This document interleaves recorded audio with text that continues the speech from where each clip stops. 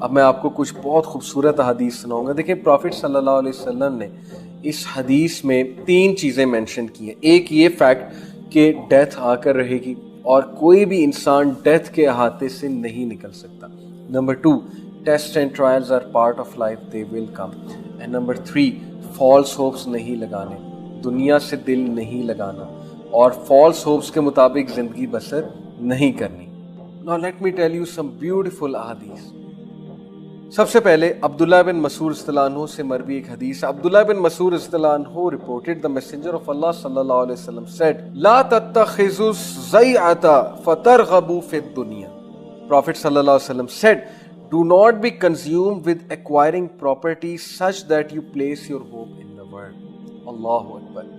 obsession کی بات کی ہے کہ اتنے obsess مت ہو جاؤ پراپرٹی کمانے میں یا پراپرٹی بنانے میں کہ تم کنزیوم ہو جاؤ اس دنیا کی زندگی سے, اور اتنے کنزیوم ہو جاؤ, اتنے تھک جاؤ کہ تمہارے پاس نہ نماز پڑھنے کا ٹائم رہے, نہ ذکر کرنے کا ٹائم رہے, نہ کبھی زندگی میں قرآن کھولنے کی توفیق ہو, نہ قرآن سمجھنے کی توفیق ہو, نہ رشتہ داروں سے ملنے کی توفیق ہو, نہ صلہ رحمی کرنے کی توفیق ہو, نہ چیریٹی کرنے کی توفیق ہو, نہ دین پڑھنے کی توفیق ہو.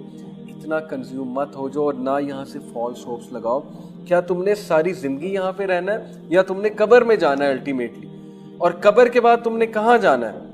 آخرت, جو کہ دنیا کی زندگی سے انفینائٹ ٹائم زیادہ ہے. تو پھر عقل مند آدمی کیا سوچتا ہے؟ ایک اور حدیث آپ کو سناتا ہوں. عبید اللہ ابن محسان reported the messenger of Allah صلی اللہ علیہ وسلم said and mind you this is such a beautiful hadith کہ make this hadith your constitution of life. آپ یہ حدیث والا ایٹیٹیوڈ اپنے اندر لے کر آئیں اور پھر دیکھیں زندگی کتنی حسین بن جاتی اور ٹینشن فری بن جاتی.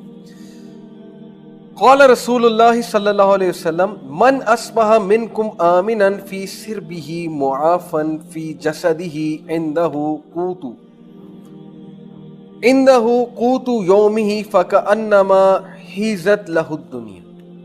The messenger of Allah صلی اللہ علیہ وسلم said whoever among you wakes up secure in his property, healthy in his body, and he has his food for the day, it is as if he were given the entire world.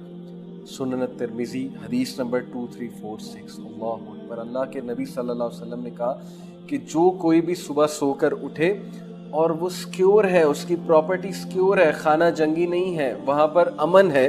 Number 2, اس کے پاس health ہے, اس کے پاس صحت ہے, اسے کوئی بیماری نہیں ہے. نمبر 3, اس کے پاس اس دن کا ذخیرہ ہے, اس دن کا, نوٹ دا ورڈ, اس دن کا رزق ہے.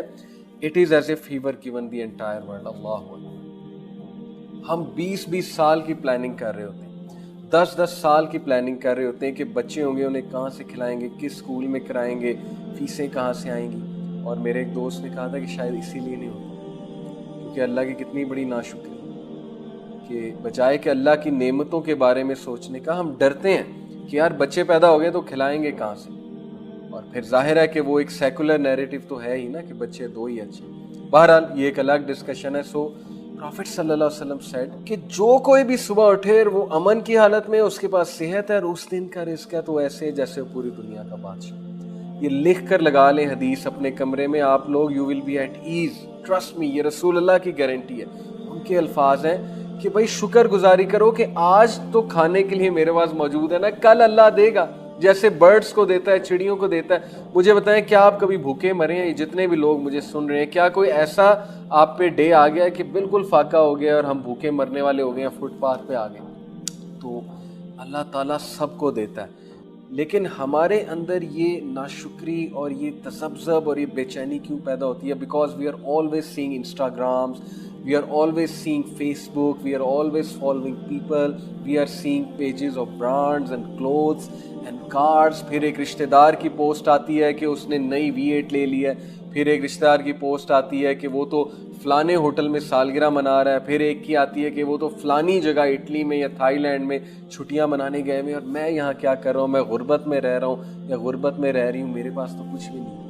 اور پھر کمپیریزنز ہوتے ہیں, اس کا خامد تو یہ کرتا ہے, اس کی وائف تو یہ کرتی ہے, اس کے سسرال والے نے تو یہ گفٹ دیا, اس کے ابو نے تو یہ کیا اور اس نے یہ کیا اور وہ کیا. And this messes up our life, such a depress life, اتنی ہالو لائف, دوسروں کے ساتھ کمپیریزن اور اللہ کا شکر نہ کرنا اور دوسروں کے گھر دیکھ دیکھ کے, گاڑیاں دیکھ کے کمپیریزنز کرتے پھرنا. we should thank Allah کہ ہمارے پاس اس دن کا رزق تو ایٹ لیسٹ موجود ہے. That is the attitude we all need